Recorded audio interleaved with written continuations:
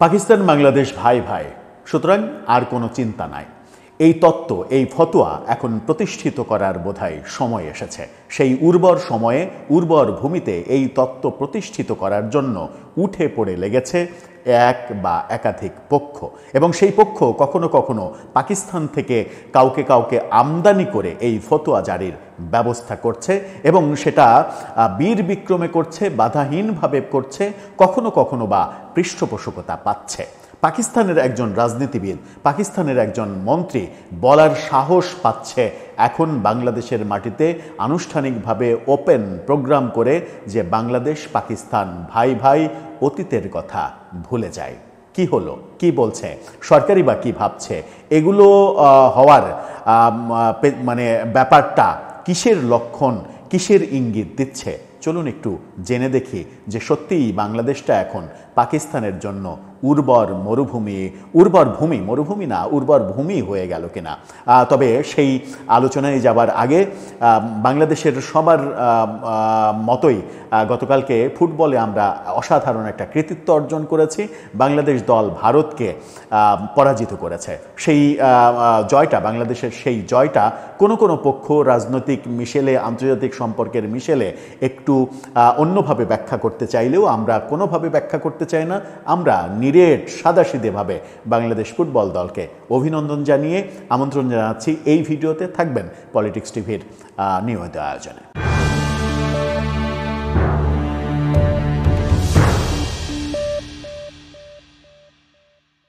দর্শক, বলছিলাম বাংলাদেশের মাটি এখন পাকিস্তানি চাষের জন্য খুব উর্বর হয়ে গেছে।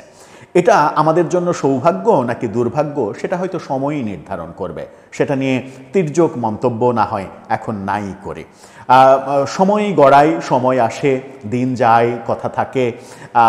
সেই দিনগুলো, মানে খারাপ দিনগুলো হয়তো চলে গেছে। এখন সোনালি দিন এসেছে।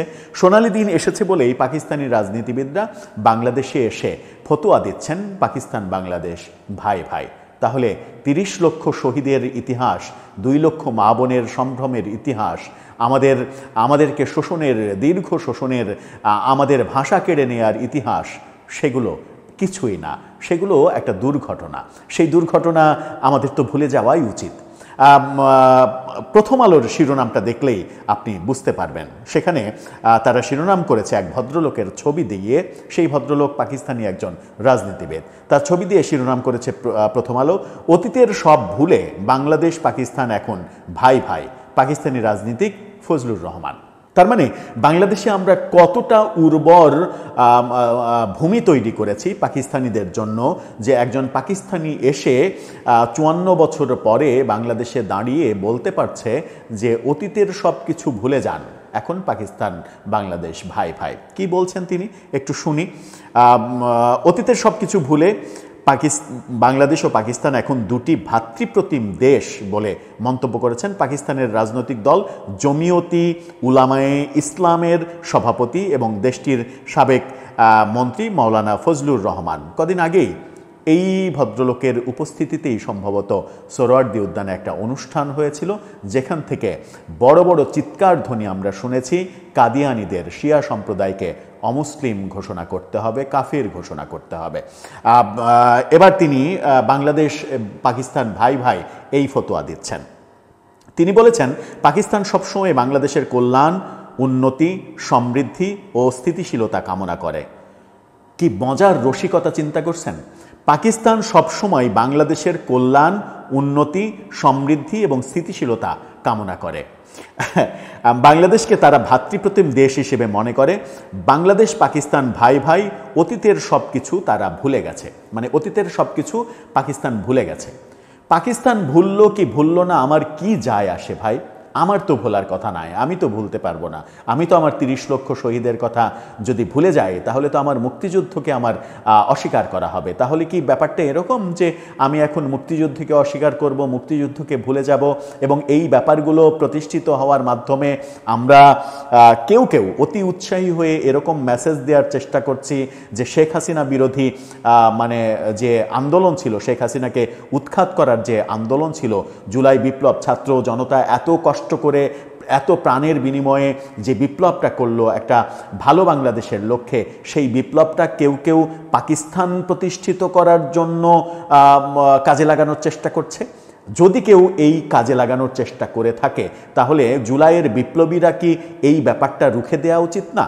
আমার মনে হয় যে তাদের কর্তব্য হয়ে দাঁড়ায় এই ব্যাপারটা, এরকম উদ্দেশ্য রুখে দেয়া। রাজধানীর চীনমৈত্রী সম্মেলন কেন্দ্রে তিনি এই কথা বলেছেন। পাকিস্তানের এই রাজনীতিক বলেন, ইসলাম শান্তির ধর্ম, সবসময় ৭১-এও কিন্তু ইসলামের দোহাই দিয়েই আমাদের উপরে আক্রমণ করেছিল, আমাদের মা বোনের সম্ভ্রম কেড়ে নিয়েছিল। যখন যখন আমাদের মা বোনকে ধর্ষণ করেছিল, তখন কিন্তু তাদের ইসলামের কথা চিন্তা হয়নি, তখন তারা গনিমতের মাল মনে করেছে, এগুলোকে গনিমতের মাল মনে করে উপভোগ করেছে। এই যে উপভোগ করে আবার ইসলামের দোহাই দেয়া, এই রাজনীতি পাকিস্তান করে বলেই তো পাকিস্তান আজকে পৃথিবীর নিকৃষ্টতম দেশগুলোর মধ্যে একটা, ব্যর্থ রাষ্ট্রগুলোর মধ্যে একটা, যেখানে প্রায় প্রতিদিন বোমা হামলা হয়, প্রতিদিন মসজিদে মানুষ মরে। এই সংস্কৃতির একটা দেশের সঙ্গে আমি আমার সম্পর্ক আমার ভাই সম্পর্ক তৈরি করব, বন্ধুত্বপূর্ণ সম্পর্ক তৈরি করব এবং বুকে টেনে নেব। এটাই হচ্ছে বাস্তবতা এখন। বলছেন, মুসলমানরা শান্তিতে বিশ্বাসী হলেও আজ ফিলিস্তিনে মুসলমানদের রক্ত ঝরছে, চেচনিয়াতে এর আগেও রক্ত ঝরেছে। মুসলমানদের পারস্পরিক অনৈক্যের কারণেই অন্যরা হামলার সুযোগ পাচ্ছে। মুসলমানের প্রতি যদি আপনার এতই প্রীতি থাকে, তাহলে আমেরিকার সঙ্গে এত দহরম মহরম পীড়িত আপনাদের কেন? যদি মুসলমানের প্রতি আপনার এতই পীড়িত থাকে, তাহলে পূর্ব পাকিস্তান আমরা ৭১ সালে যারা ছিলাম, সেই পূর্ব পাকিস্তানে আমরা কি মুসলমান ছিলাম না সংখ্যাগরিষ্ঠ? 90% না, আমরা 70% অন্তত মুসলমান ছিলাম না এই অঞ্চলের মানুষ। সেই 70% সংখ্যাগরিষ্ঠ মুসলমানের উপরে আক্রমণের সময় আপনাদের বাপদাদা আমেরিকার সাহায্য নিয়ে যখন আক্রমণটা করলেন, তখন মনে হয়নি যে আমেরিকা ইহুদি খ্রিস্টানের দেশ? তখন মনে হয়নি মুসলমান ভাই তখন আমাদেরকে আক্রমণ করার সময় মনে হয়নি, আমাদের মা বোনের সম্ভ্রম কেড়ে নেওয়ার সময় মনে হয়নি যে আমার মুসলিম বোনের কিংবা মুসলিম মায়ের সম্ভ্রম আমি কেড়ে নিচ্ছি? মনে হয়নি। আজকে ভুলে গেছেন, বলছেন যে আমরা সব ভুলে গেছি। তা আপনি ভুলে গেলে আমার কি যায় আসে? আমি তো ভুলিনি। এবং যারা বাংলাদেশের ভুলেছে, তারা নিশ্চিত করেই কি তাহলে ওই ৭১-এর সেই পরাজিত পক্ষ, যারা আবারও উঠে পড়ে লেগেছে এই সুযোগে, জুলাই বিপ্লবটাকে ৭১ বিরোধী বিপ্লব এভাবে প্রতিষ্ঠিত করার নগ্ন প্রয়াস তারা চেষ্টা করছে? জুলাই বিপ্লবটা কিংবা শেখ হাসিনা বিরোধী আন্দোলন তো কোনোভাবেই ৭১ বিরোধী আন্দোলন ছিল না, সেটা মুক্তিযুদ্ধের বিরোধী আন্দোলন ছিল না।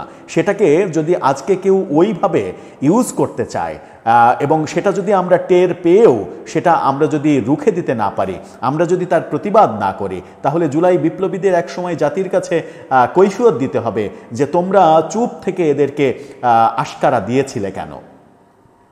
জমিয়তে উলামা পাকিস্তান সবসময় দলমত নির্বিশেষে মুসলিম অমুসলিম সবার অধিকারের জন্য কাজ করে যাচ্ছে বলে তিনি জানান। বলেছেন, অমুসলিমদের নিরাপত্তা নিশ্চিত করাকে ফরজ মনে করে জমিয়তে ইসলাম, অমুসলিমকে নিরাপত্তা দেওয়া ফরজ মনে করেন। অথচ বাংলাদেশে হায়ারে এসে আপনি সমাবেশ করে কাদিয়ানীদের অমুসলিম ঘোষণা করার, নাস্তিক ঘোষণা করার, কাফের ঘোষণা করার ফতোয়া দেন। অথচ ইসলামে পরিষ্কার বলা আছে যে কাউকে তুমি কাফের ঘোষণা করতে পারো না। কাফের ঘোষণা করার একমাত্র স্টেক হোল্ডার হচ্ছে মহান সৃষ্টিকর্তা আল্লাহ। তাছাড়া আর কেউ কাউকে কাফের ঘোষণা করতে পারে না, এমনকি ফেরেশতারাও কাউকে কাফের ঘোষণা করতে পারে না।